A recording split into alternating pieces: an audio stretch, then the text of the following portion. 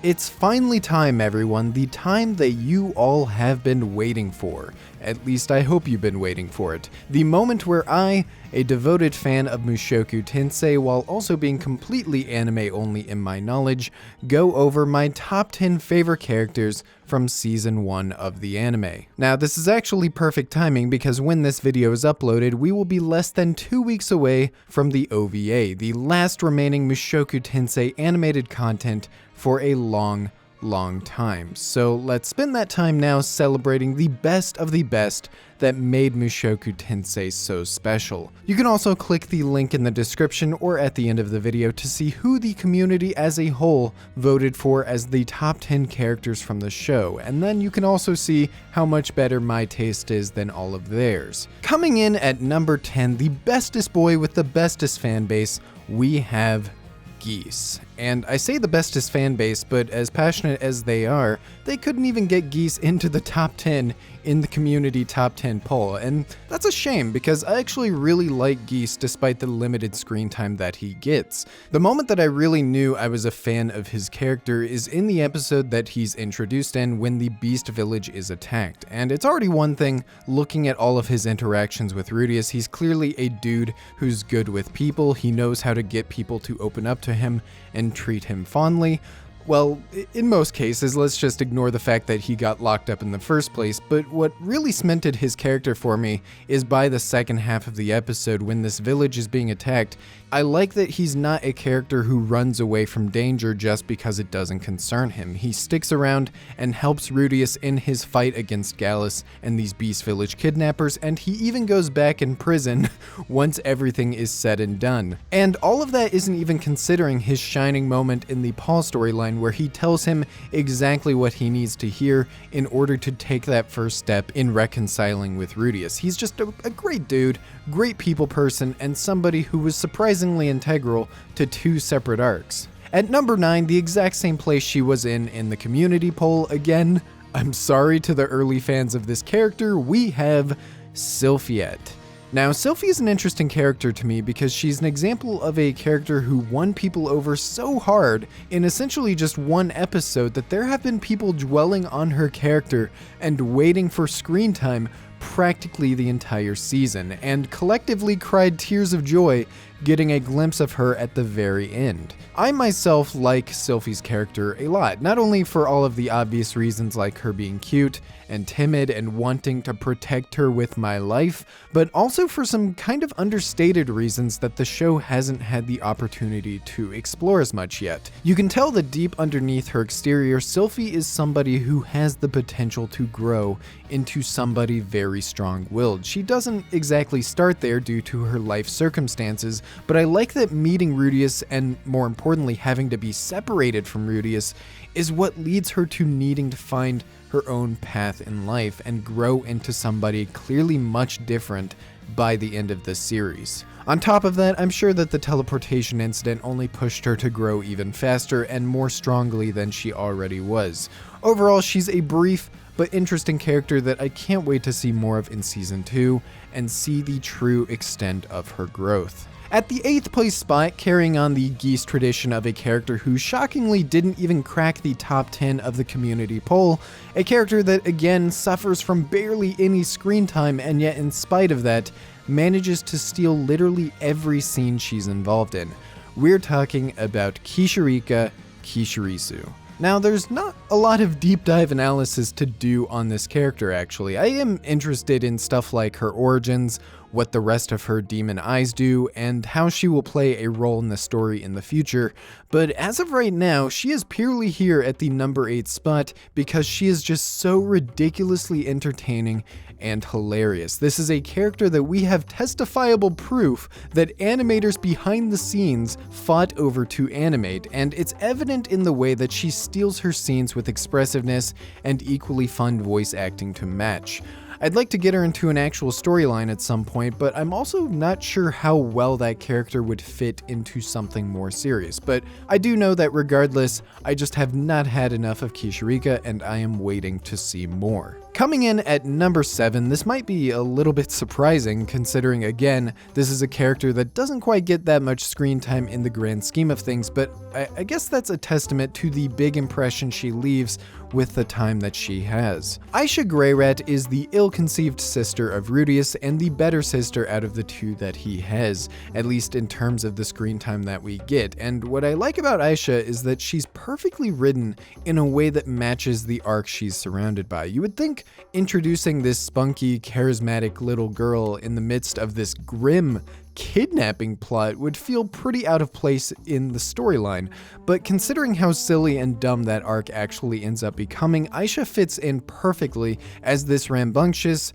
smart, energetic girl who ends up having a really satisfying emotional conclusion by the end when she wants to join Rudius on his journey and reveals that she knew he was her brother the entire time. It's just so goddamn wholesome, it's so sweet, and it's exactly the kind of character writing that I love. At number 6, a character that I actually expected to be much higher in my rankings in the early series days, we have Ghislaine de Doldia. The trend of Mushoku Tensei barely spending any time with its excellent cast of characters continues, and Ghislaine might actually be the most heartbreaking example, because with Ghislaine, you have a character who spends a couple episodes, practically an entire arc, in the spotlight and really wins you over before just completely disappearing for the rest of the series. And if I'm being honest, during that entire Boreas Greyrat family arc where we spend those years training and growing closer to Eris, I think the series does just as good of a job connecting you with Ghislaine as well. She's a character that a lot of people like to just dismiss as an idiot, but in my opinion, I don't think she's an idiot at all. I think it's more that she's just very straightforward and very genuine. She says things like they are, but she also expresses her feelings in a very clear and resonant way. She's not just some meathead that doesn't understand the things or the people around her. And one of my favorite Ghislaine scenes, outside of all of her very funny comedy scenes, is the moment when Rudius gives both her and Eris wands as their magic teacher, and Ghislaine accepts it with both respect and happiness. It's just such a small little scene, it's such a small moment, but it stuck with me all this time as just this wonderful little scene for her character and shows how lovable she is. I do wonder if we'll ever get to see more of her backstory than what we saw in the Beast Village arc, but even if we don't, she's just another one of those characters who I think needs to be brought back into the spotlight at some point in the story. Now that we've made it into the top 5, I can finally stop saying that these characters didn't get a lot of screen time, because finally, we are in the characters that got a lot of screen time. They're probably exactly who you're expecting, and what can I say? These characters are just that damn good. And yet, number 5 specifically is surprising to me, because for a long time in the series, I would say a good 3/4 of it, I had this character much lower in my personal favorites, and I even spoke out multiple times about how I didn't quite get the hype around Roxy Magurdia. Now, it's not that I didn't like her. I like Roxy a lot. I like her character. She gets a lot of fun moments. There's little moments in between that show off her character and personality well, and yet in spite of that, it did feel like people really overhyped her based on what I can only assume is the first girl syndrome. However, my opinion completely shifted in episode 18, the Roxy-centered episode focusing on her return to home, her reminiscence of the past, and her reunion with her family. This very well may be the hardest I cried in the entire series. I mean, family plotlines always get me, what can I say? And it was just so beautiful to have this arc culminate for her after we had plenty of build-up the rest of the series, establishing her past, visiting her village beforehand, and just setting all of these pieces in place for a great, tearful payoff. Coming in at number 4, we have the bro, the boy, my man, Ruijerd. And again, this is a character that I actually had a little bit lower on my list originally before we hit those final few episodes. And it's because despite this really strong introduction to his character back in part 1, Ruijerd had a great first impression. He had a really endearing backstory and motivation for joining us on the journey.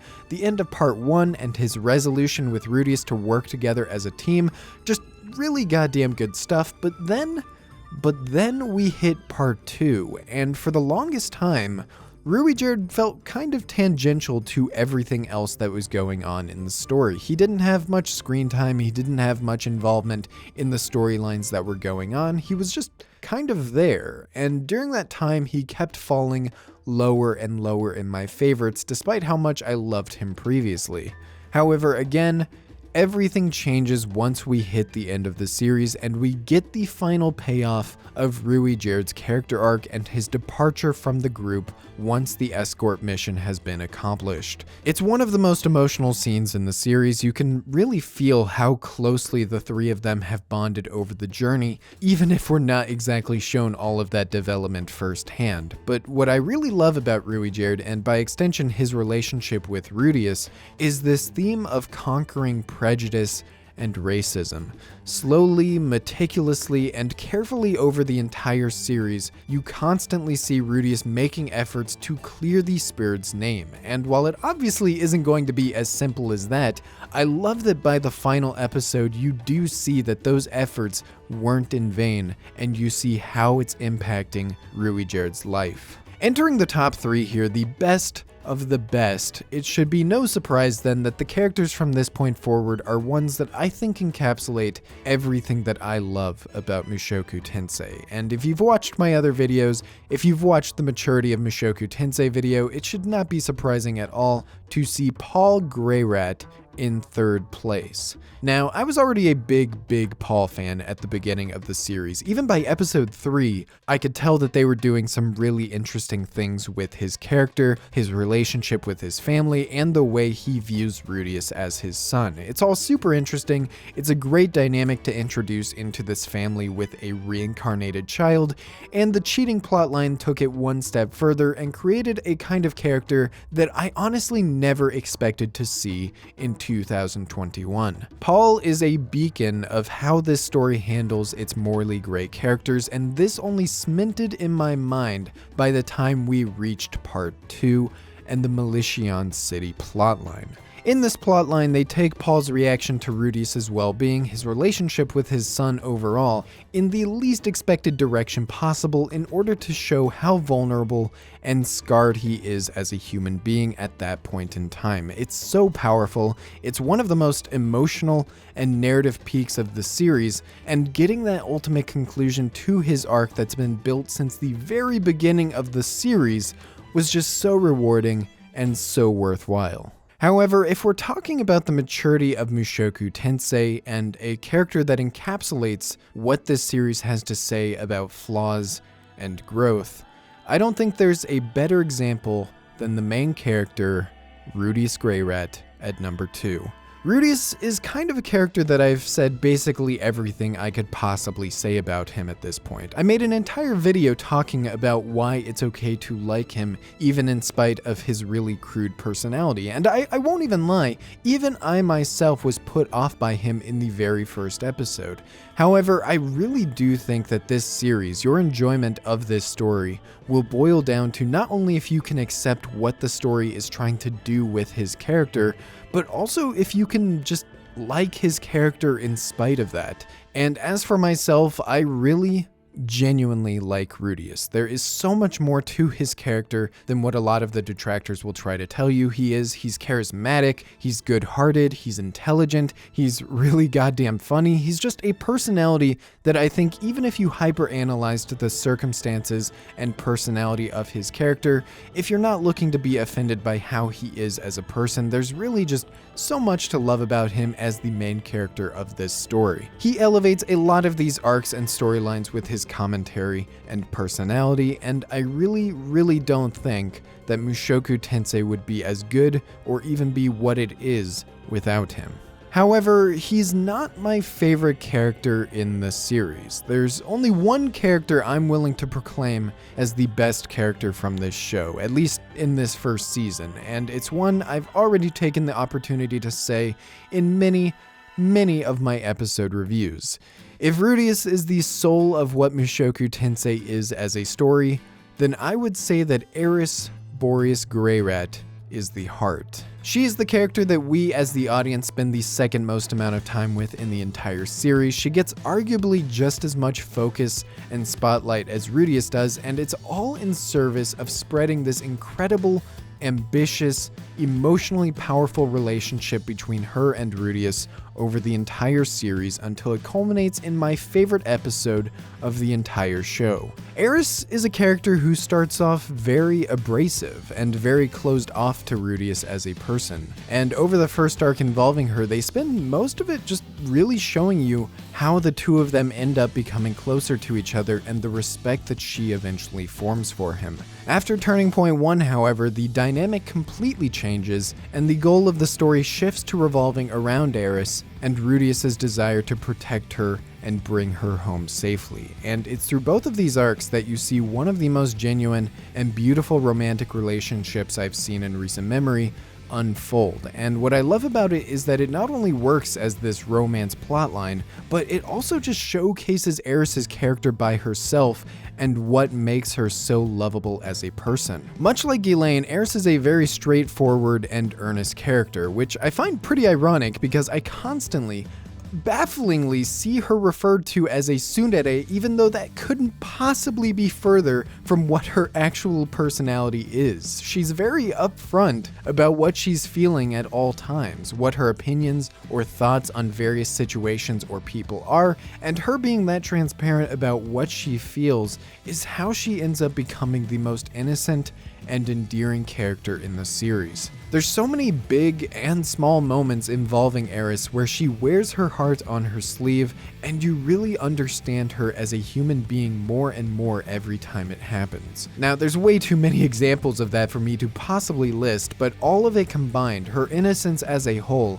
is what makes her the most refreshing character to spend time with when you're otherwise generally surrounded by these really flawed and morally gray personalities. By the end of the series, Eris completes the first stage of her character arc and moves on from somebody who wanted to cling to the side of the person that she loves and becomes somebody who wants to grow stronger for the sake of protecting that person instead.